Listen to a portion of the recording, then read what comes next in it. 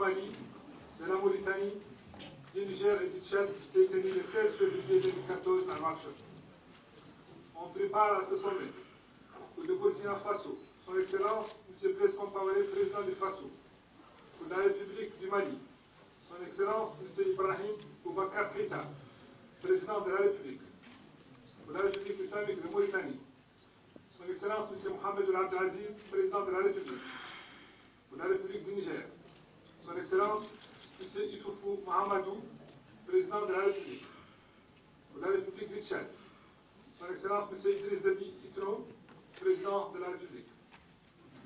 Se fondant sur des liens séculaires et multiformes qui unissent les peuples du Sahel, déterminés à conjuguer leurs efforts en vue de faire du Sahel un espace de paix, de prospérité et de concorde, persuadés de l'interdépendance des défis de la sécurité et du développement, considérant les défis auxquels fait face la région du Sahel, notamment les besoins d'institutions démocratiques stables et pérennes avec une forte implication des populations, la paix et la sécurité, la nécessité de promouvoir les zones les moins développées, le déficit en infrastructures et services de base, transport, énergie, hydraulique et télécommunications, la sécurité alimentaire et le pastoralisme, le développement humain, démographie, santé, éducation, formation technique et professionnelle, les changements climatiques et la gestion de l'eau.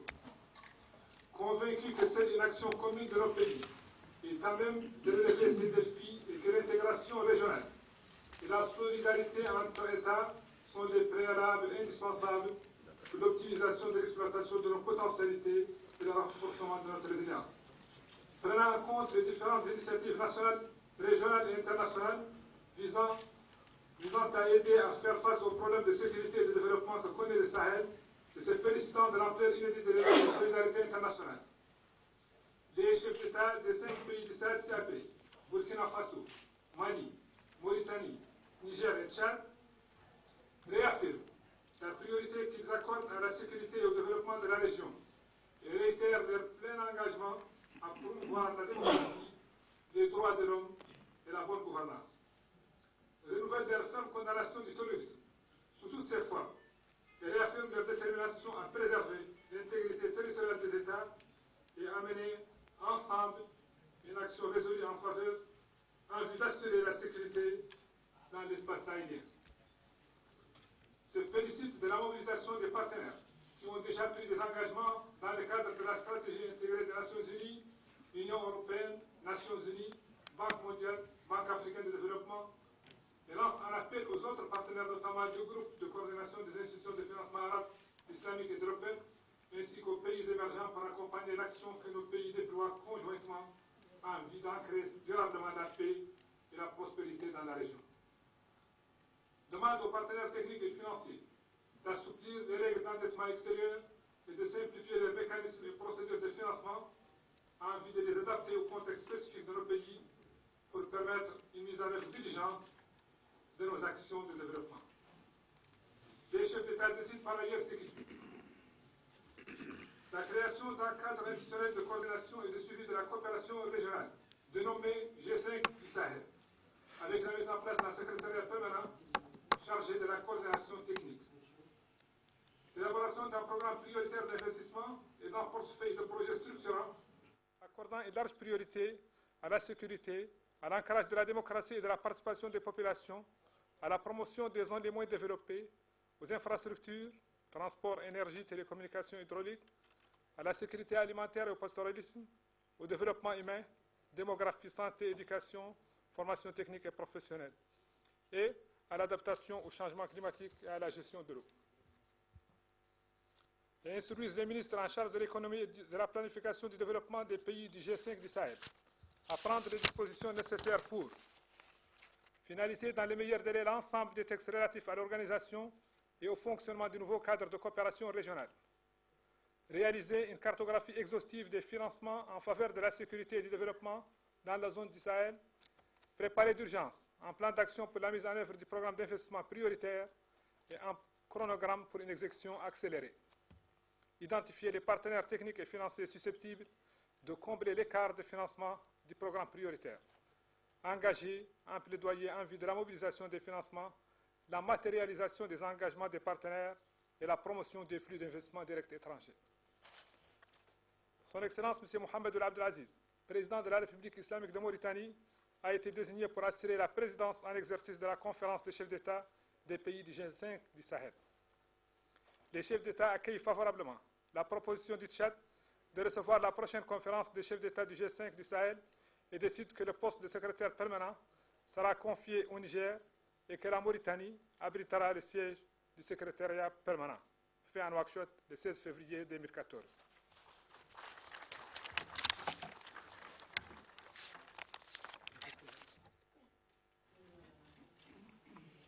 Monsieur le Président, vous avez la parole. C'est moi qui dois lire la motion. Ouais.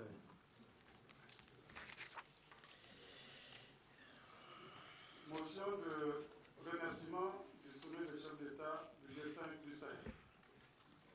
Les chefs d'État du Burkina Faso, du Mali, du Niger et du Tchad présentent leurs sincères félicitations à son Excellence M. Mohamed Ould Abdel Aziz, président de la République islamique de Mauritanie, à l'occasion de son élection à la tête de l'Union africaine. Les chefs d'État du Burkina Faso, du Mali, du Niger et du Tchad expriment leur vif remerciement à son Excellence M. Mohamed Ould Abdel Aziz, président de la République islamique de Mauritanie, et à travers lui à tout le peuple mauritanien pour l'accueil fraternel qui leur a été réservé, ainsi que pour l'hospitalité généreuse dont ils ont bénéficié pendant leur séjour en Mauritanie. Je vous remercie.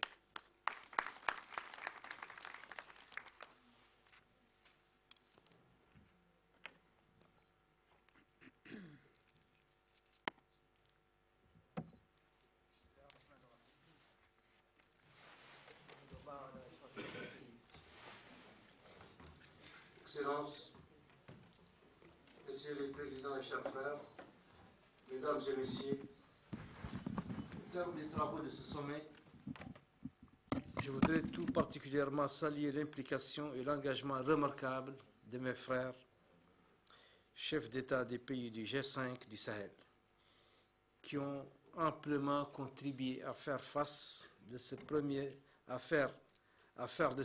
rendez-vous un véritable succès. L'atmosphère cordiale de collaboration franche et constructive qui a marqué nos travaux nous a permis d'atteindre des résultats à la hauteur de nos attentes. Une dynamique nouvelle, porteuse d'évolutions favorables pour notre région, est sans doute amorcée à la faveur des résolutions importantes auxquelles nous sommes parvenus. Conscients de la responsabilité historique qui nous incombe, nous sommes solennellement convenus de faire solidairement face aux défis et prendre notre devenir en main. Résolument, nous sommes engagés à unir nos efforts pour réussir le double pari d'une sécurité et d'un développement durable dans notre espace sahélien. Pour ce faire, notre volonté d'action s'appuie désormais sur une vision commune de nos priorités. La défense de l'intégrité de nos territoires, notre vigilance à l'égard de toutes les menaces devront ainsi aller de pair avec un rythme de développement accru qui place la lutte contre la pauvreté, l'emploi des jeunes, les projets structurants de transport et d'énergie, la promotion de l'élevage, de l'agriculture et de l'économie rurale au centre de politiques volontaristes vouées à soutenir la croissance et l'intégration régionale. Pour concrétiser cette approche que nous avons en partage, un pas important sera franchi à travers la mise en place d'un dispositif institutionnel chargé d'assurer efficacement la mise en œuvre et le suivi régulier de l'ensemble des orientations et des décisions. Excellences, Messieurs et Mesdames, Notre détermination à relever les défis de notre région a été un facteur décisif qui a poussé nos partenaires au développement à apporter leur précieux appui indispensable à la réussite de notre action. Aux forces vives de notre région, à sa jeunesse en particulier, je lance un appel ardent pour qu'elle se mobilise pleinement en faveur d'une renaissance du Sahel. À nos partenaires au développement, je réitère notre disponibilité à coopérer avec eux à la réalisation des objectifs que nous nous sommes fixés dans un esprit soucieux à la fois de transparence et d'efficacité. Je vous remercie.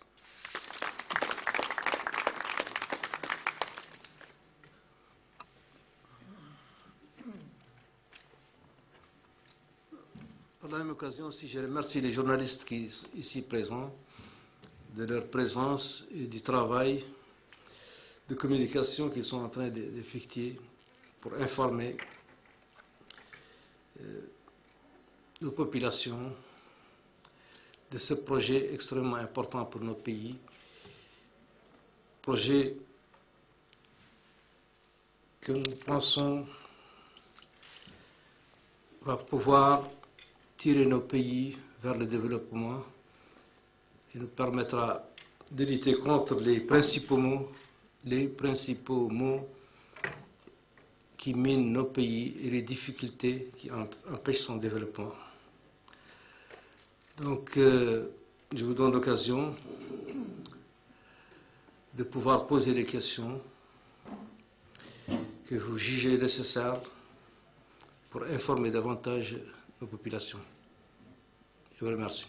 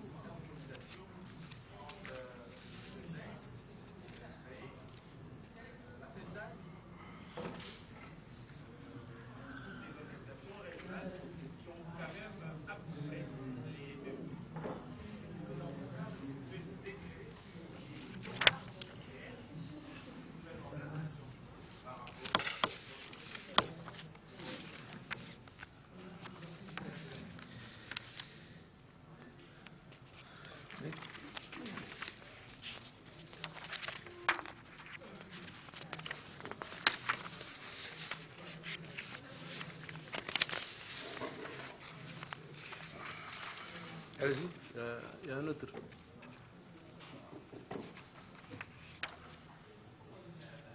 C'est la seule question. D'accord, donc je réponds alors à votre question avant de... Avocat. Avant de donner la parole au journaliste. Bon, je ne pense pas... Votre question, je crois, doit trouver sa réponse dans la spécificité même du nom qui a été donné à notre jeune et nouvelle organisation ou structure. C'est le G5, donc qui a sa spécificité. C'est un ensemble de pays composé de 5 États que vous avez devant vous, le Burkina, Mali, Mauritanie, Niger et Tchad, qui ont leurs particularités, appartenant tous au Sahel, mais vivant des difficultés, les mêmes difficultés. Et donc c'est pour cette raison, c'est pour ces spécificités qu'il a été décidé d'essayer de faire le maximum pour tirer ces pays vers le haut, vers un développement. Parce que c'est des pays qui font face aux mêmes problèmes. Ça ne veut pas dire que d'autres pays n'ont pas les mêmes problèmes, mais les 5 pays vivent des problèmes très spécifiques. Très spécifique, et je crois qu'il est tout à fait juste de faire tout pour essayer que ces pays s'organisent pour qu'ils puissent avancer très rapidement vers un développement, vers une structure aussi qui va leur permettre de traiter et d'éradiquer tous les phénomènes dont souffre leur population et de les amener vers un développement harmonieux et conséquent dont ils ont tant besoin. Et cette nouvelle structure n'est pas en contradiction avec le CINSAD, ni aussi avec d'autres organisations telles que la communauté des États de lutte contre la sécheresse au Sahel. Mais c'est venu à point nommé pour combattre certains fléaux. Les missions essentielles, ce sont le besoin d'ancrage des institutions, une forte implication aussi des populations dans le développement, la nécessité de promouvoir le développement dans les zones très pauvres, le déficit, la nécessité de combler les déficits en infrastructure, la nécessité de lutter contre l'insécurité alimentaire, le développement humain, tel que, vous savez, dans certains pays, nous avons des taux de croissance démographique extrêmement élevés qui ne cadrent pas avec le niveau de croissance. Donc tous ces problèmes seront revus et autant que faire se peut, trouveront des solutions adéquates. Je pense avoir répondu à votre question.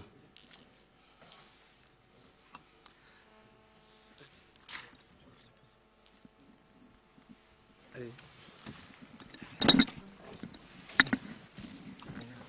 Monsieur le Président, là on parle beaucoup de développement. Est-ce que vous avez étudié avec tous les partenaires qui sont ici l'aspect sécuritaire? Et est-ce que vous pouvez nous en dire un peu plus? Que fera le G5 dans ce domaine-là? Puisque c'est un des gros problèmes que vous avez à affronter aujourd'hui. On a eu déjà le CEMOC, on a tout un tas d'organisations. L'Union africaine s'est aussi beaucoup penchée sur la question des problèmes au Sahara et au Sahel.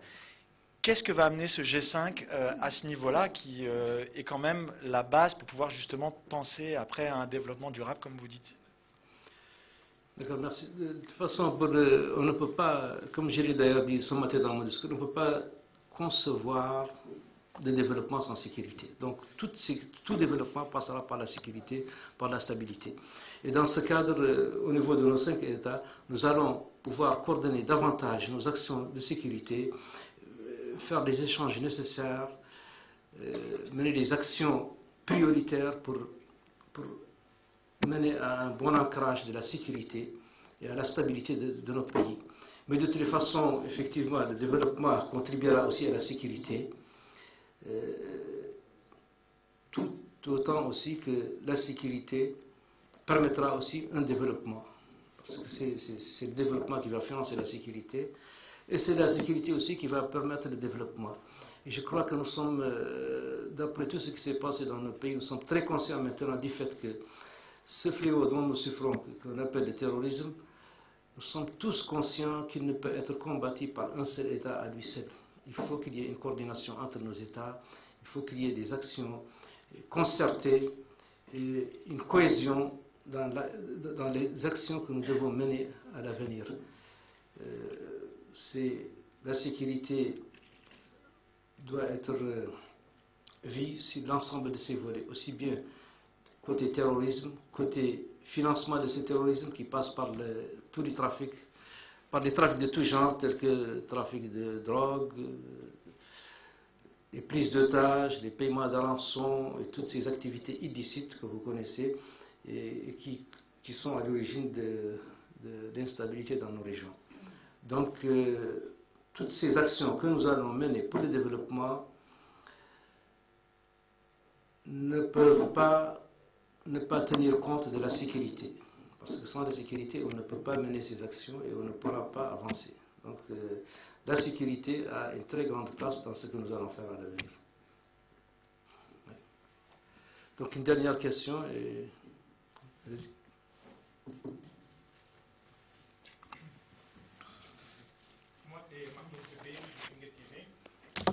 Monsieur le Président, en tant que président de l'Union africaine, et en tant que aussi président de G5 du Sahel, croyez-vous que vous pouvez atteindre vos buts de remonter, aussi surmonter les difficultés du pays de Sahel? Et en plus, deuxième question, est-ce que la Mauritanie va abriter le sommet de l'Union africaine? Je commence par la dernière question. Bon, je crois que pour ce qui est du prochain sommet, c'est déjà déterminé, c'est déjà fixé d'avance. Ce ne sera pas en Mauritanie. C'est d'une part. D'autre part, pour ce qui est des objectifs à atteindre, de toute façon, nous, c'est une entreprise que nous faisons. Notre souhait, c'est de bien réussir cette entreprise. Nous en avons la volonté, nous en avons la vision, nous connaissons nos objectifs à atteindre. Ce qui va manquer, ce sont les moyens. Nous sommes en train de les ramasser, de les collecter et de faire tout pour réussir. On ne peut pas entreprendre une mission avec, en ayant à l'idée d'échouer. Nous voulons réussir, nous devons réussir et nous pouvons que réussir parce que c'est une mission extrêmement importante pour nous et pour nos pays, pour l'avenir de nos États. Et je vous remercie.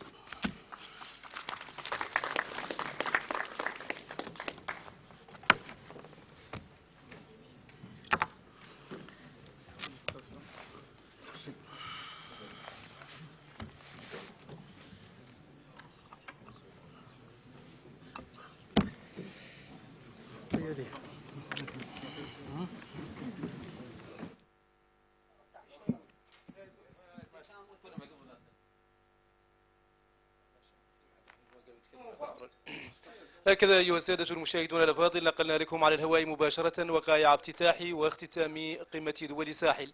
هذه القمة التي افتتح صباح اليوم تحت الإشراف السامي لرئيس الجمهورية تحت رئاسة السيد محمد بن عبد العزيز رئيس الجمهورية رئيس الاتحاد الإفريقي.